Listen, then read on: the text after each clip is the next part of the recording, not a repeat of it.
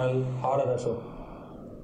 இந்த வீடியோவில் நம்ம எதை பற்றி பார்க்க போகிறோம்னா பூமியோட அபூர்வ கதை, அதாவது பூமியோட வரலாற்றை நோக்கி ஒரு வேக பயணம் தான் சொல்லணும். மனுஷங்களுக்கு எப்பயுமே வரலாற்று மேலே ஒரு ஆர்வமும் ஈர்ப்பு இருக்கும்.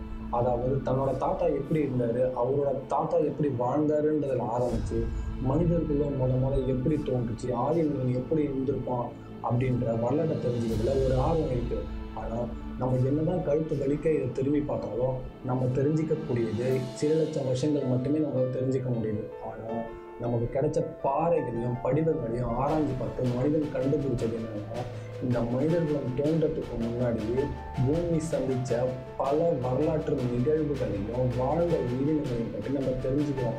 அப்படி இந்த வரலாற்றை தெரிஞ்சிக்கும் போது பூமியோட வரலாறுன்ற கடற்பகுதியில் நாம் இன்னும் ஒரு 100 அடி கூட எடுத்து வைக்கலன்னு தான் சொல்லணும்.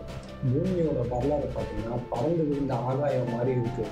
அதில் பல உயிரினங்கள் அதுலேருந்து வாழ்ந்த தடயங்களை விட்டுட்டு போயிருக்குங்க. உதாரணத்துக்கு சொல்லப்போனால் இன்னிலேருந்து 15 கோடி வருஷத்துக்கு முன்னாடி வாழ்ந்த டைனோசர் உயிரினம் கிட்டத்தட்ட 10 கோடி வருஷம் இந்த பூமியில் நகரும் மலைகளாக வளம் வந்திருக்குங்க. அதாவது அதுங்க வாழ்ந்த காலத்தில் அதுங்க தான் இந்த பூமியின் ராஜாக்களாக இருந்திருக்குங்க. ஆனால் மனிதர்களோட முன்னோடின்னு சொல்லப்போங்க மனித உயிரினம் 2 காலில் நிற்க ஆரம்பித்து கிட்டத்தட்ட 20 லட்சம் வருஷம் மட்டும்தான் ஆகுது. அதுலேயும் மேம்பட்ட மனிதனாக வாழ்கிறதுக்கு கிட்டத்தட்ட 2 லட்சம் வருஷங்கள் மட்டும்தான் இருக்குது. சுருக்கமாக சொல்லப்போனால் இந்த பூமிக்கு கடைசியாக வந்த உயிரினம் சொல்லப்போனால் அது மனிதன் தான் சொல்லணும். நம்முடைய வீட்டில் அன்றாடம் பார்க்குற கரப்பாம்பூச்சி எலிகள் கூட கோடிக்கணக்கான வரலாறு இந்த பூமியில் இருக்குது. இன்றைக்கி ஒரு கொசு நம்மளை எப்படி கடித்து துன்புறுத்துதோ அதேமாதிரி அந்த கொசுவோட மூளையாளர்கள் பார்த்திங்கன்னா டைனோசரை கடித்து துன்புறுத்திருக்கு. நம்ம என்னதான் முயற்சி எடுத்தாலும் எலி, கரப்பான், கொசு இதெல்லாம் இந்த உலகத்தில் ஒட்டுமொத்தமாக அழிக்க முடியல. மனிதன் தோற்றுக்கிட்டு தான் இருக்கான். ஒரு முதலைக்கு கூட கிட்டத்தட்ட 10 கோடி ஆண்டு வருஷம் ஒரு வரலாறு இருக்குது. இந்த உலகத்தில் வர ஆக்டோபஸ் டைனோசர் காலத்துலேருந்தே இருக்குதுங்க.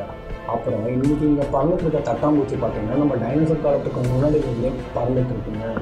ஆனால் இதெல்லாம் ஒப்பிடும்போது பூமியோட வரலாறு கூட ஒப்பிடும்போது இதெல்லாம் கூட ஒரு ஜஸ்ட் ஒரு கண்ணு வைக்கிற காலம்லாம் சொல்ல முடியும். ஏன்னா பூமி கிட்டத்தட்ட 450 கோடி வருஷம் நீண்ட நெடிய வரலாறு கொண்டு இருக்கு. பார்த்திங்கன்னா முதல் 100 வருஷம் பார்த்திங்கன்னா பேச்சு துணைக்கு கூட ஆள் இல்லாமல் தனியாக சுற்றிட்டு இருந்திருக்கு நம்ம பூமி தாய். வேகமாக ஓட்டி பார்த்தாலும் இந்த பூமியோட வரலாறுன்ற 450 கோடி வருஷத்தை பார்க்கறதுல சாதாரண விஷயம் கிடையாது. ஆனாலும் நம்ம இனிமேல் பார்க்க போகிறது அதை பற்றி தான்.